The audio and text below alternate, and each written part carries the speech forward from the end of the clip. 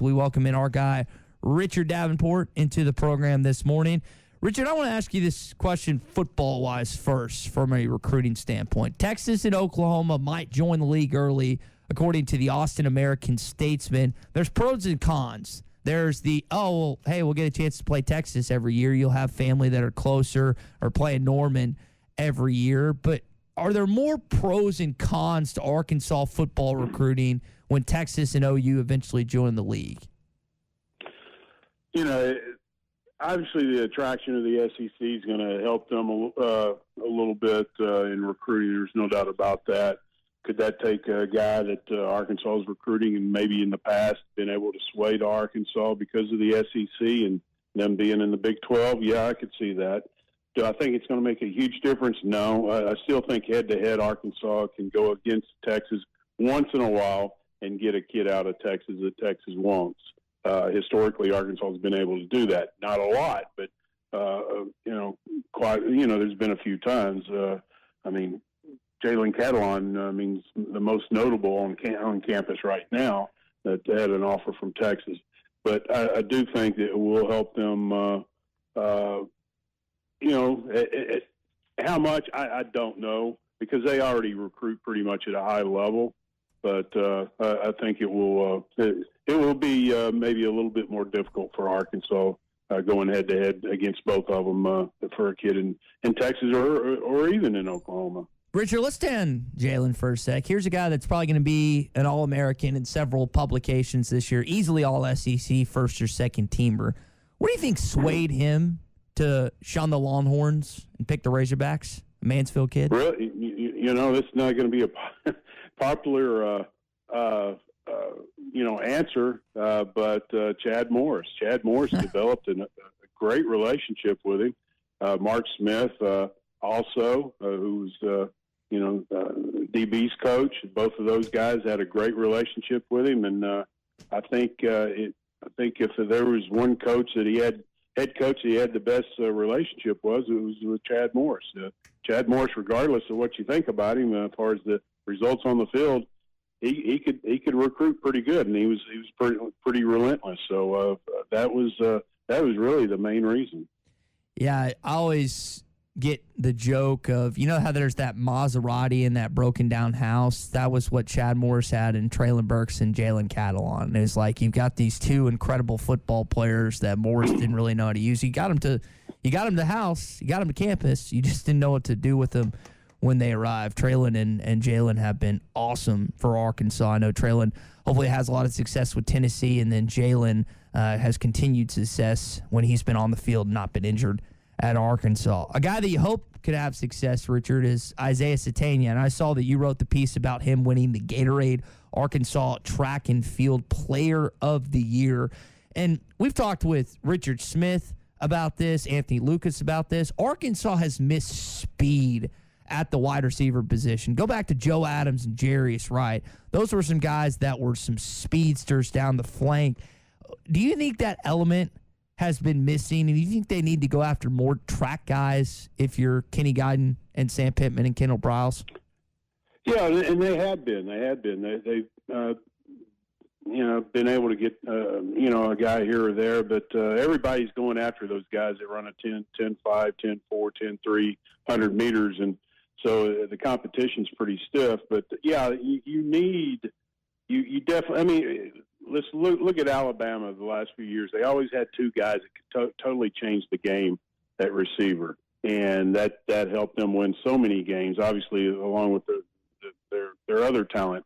But for Arkansas, you had Traylon Burks last year. Obviously, he was a guy that could change the game, but Arkansas hasn't had that many guys that could take it 80 and not have to worry about getting caught from behind. That's a difference maker right there. A guy that just has elite speed, game-breaking ability, and that's something that Arkansas probably needs more so than, a program like Alabama because of the talent difference. But that's an area I agree they need to continue to keep working. And if they continue to have guys that perform at a high level like Traylon did, and maybe this year and beyond, they get a string of guys that go to the NFL and have success, that will help also and help recruiting top-level talent at receiver. That's the key right there. Kids want to go where, whatever position they play, that school produces high-level talent, and they go to the NFL. And that's why Ohio State is having a lot of success recruiting the wide receiver position, because Brian Hartline's doing an outstanding job up there. You think about Jackson Smith Enigma, who's still there. They had 2 first-round guys last year, and Garrett Wilson and Chris Olave. And it's been, Michael Thomas and others. Ohio State has got a great track record that right now. At one point, you'd like Arkansas to kind of get in that mix for great wide receivers. And kind of on that subject, you want to have a quarterback that can sling it too, right? And right now, KJ Jefferson is a little unheralded. He's not as heralded as some of the other guys, but he's attractable. And I know Kendall Briles is Jamel Singleton. Is he in this next recruiting class, right, in 2023? Is that correct? Yeah. He's in the 2023. Okay, so you've got at least the attractability of getting another 4-star quarterback in here, and then you've got Link Hornsby still on campus. I wonder, from your perspective, Richard, what is the position that you think Arkansas has had the most difficult recruiting at Sam Pittman's tenure at this point? I know it ain't offensive lineman, but what has been the most difficult position group to recruit at this point? Well, I think it's the position that most other schools have difficulty recruiting as far as top-level talent is defensive line. I think that's an area that they recognize that they need to address. And who knows how Ian Jeffard will pan out. But my God, he's got the size that you see at Alabama or Georgia, 6'6", 365. And he's rated a 3-star, but that's where you get him into the program and off-season conditioning and the strength and conditioning program, and you develop them beyond what their current talent level is. But you can't coach 6'6", 365. That's exactly the type of size that you need right in the middle of the defensive line, and they're definitely addressing that. And they got another commitment from a big defensive lineman, Stephen Johnson, 6'5", 320. So they're getting bigger, and I think that's an area that they're definitely addressing. Now, obviously, they're going to have to develop these guys, but I think that's the area that is the most difficult for Arkansas and a lot of schools. We're talking with Richard Davenport, Whole Hog Sports, Arkansas Democrat-Gazette. Richard, we got the news yesterday of Arkansas's home conference schedule, Kentucky coming in, and that's an atmosphere that you don't care if it's a baseball guy, basketball guy, football guy. You want them in the building. You got football, basketball, and baseball. How much of a connection are you seeing with DVH and Sam and Eric when it comes to, hey, we're going to bring this guy here. Is that cool if we do that? Blah, blah, blah. Because it sure seems like that different kids are getting pulled in different games, not just the sport that they're expected to play, but other atmospheres on campus as well. Well, all the atmospheres,